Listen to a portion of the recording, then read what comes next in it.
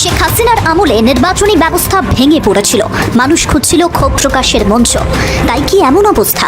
কেউ এটাকে নৃশংসতা বলছেন, কেউ বা আবার বলছেন এটাই হওয়া উচিত ছিল। গণ অভ্যুত্থানের পরবর্তী অনিশ্চয়তা দ্রুত কাটাতে হবে। সংখ্যালঘু সহ নিপীড়িতদের সুরক্ষা সবার কর্তব্য। সুবিধাবাদীরা সুযোগ নিচ্ছেন না তো। অধিকার মানেই কি রাজনৈতিক ইস্যু? কেবল একজনকে সরিয়ে আর একজনকে লঙ্কায় বসালে চলবে না। এই কথাগুলো কিন্তু ভীষণ ইম্পর্ট্যান্ট। এগুলো কারা বলছেন? বাংলাদেশের সুশীল সমাজ, বিশিষ্টজনরা, যারা বর্তমানে বাংলাদেশের পরিস্থিতি নিয়ে অত্যন্ত উদ্বিগ্ন, বলা ভালো গভীর চিন্তিত। আবার কেউ কেউ আশাবাদী যে গেল 15 বছরের চেয়ে ভালো এক বাংলাদেশ হবে আগামীতে। তবুও বারংবার প্রশ্ন উঠছে, বাংলাদেশ যে পরিস্থিতির মধ্য দিয়ে যাচ্ছে, এমন স্বাধীনতাই কি বাংলাদেশের মানুষ চেয়েছিলেন? হামলা, লুট, ডাকাতি, অগ্নিসংযোগের মতো ঘটনায় মুখ খুলছেন বিশিষ্টজনরা। প্রচুর রাষ্ট্রীয় সম্পদ ধ্বংস হয়েছে, সরকারি স্থাপনাতেও হয়েছে হামলা।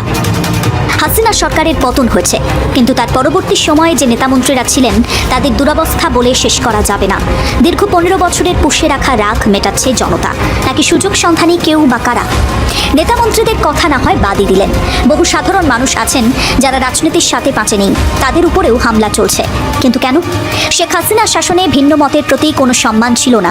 এই মুহূর্তে দাঁড়িয়ে শুধু অন্তর্বর্তী সরকার নয়, বরং সিস্টেম সংস্কার করতে হবে। তবেই কি বাংলাদেশ বাঁচবে? কি মনে করছেন বাংলাদেশের বিশেষজ্ঞরা? বৈষম্য বিলোপের দাবির মোড়কে কি তবে পুরনো রাজনীতি স্পষ্ট হয়ে উঠবে? এই যে এত কর্মকাণ্ড, সবটাই একটা রাজনৈতিক ঘুঁটি নয় তো? অত্যন্ত সতর্ক থাকতে হবে বাংলাদেশকে। গণ অভ্যুত্থানের পর পরিস্থিতি না সামলালে পরিণতি হবে ভয়াবহ। বিশ্বের ইতিহাস ঘাঁটলে এটা পরিষ্কার হয়ে যাবে, বহু দেশে গণ অভ্যুত্থান হয়েছে, কিন্তু তার পরের পরিস্থিতিটা কারোর অজানা নয়। এই মুহূর্তে বাংলাদেশের সংকট উত্তরণের পথ কি মনে হয় আপনার?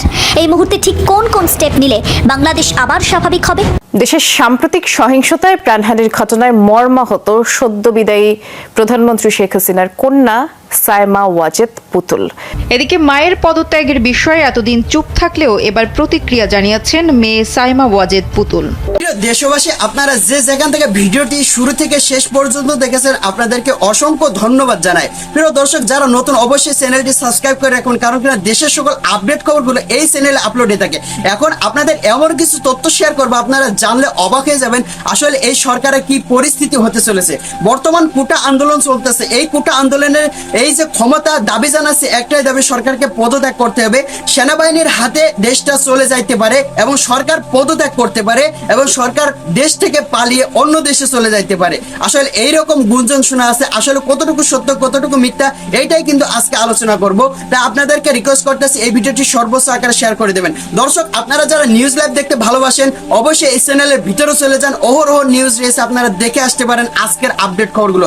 দর্শক, আসলে এই সরকার পদত্যাগ অতি সহজে করতেছে না, যদি করে সেটা কিন্তু আপনাদেরকে সঙ্গে সঙ্গে জানিয়ে দেওয়ার চেষ্টা করব। তাহলে সবাই ভালো থাকবেন, সুস্থ থাকবেন। দেখা হবে পরবর্তী দেশে কোনো কোটা আন্দোলনের নিউজ নিয়ে এবং দেশে কোনো আপডেট খবর নিয়ে। দেখা হবে পরবর্তী কোনো ভিডিওতে। আসসালামু আলাইকুম।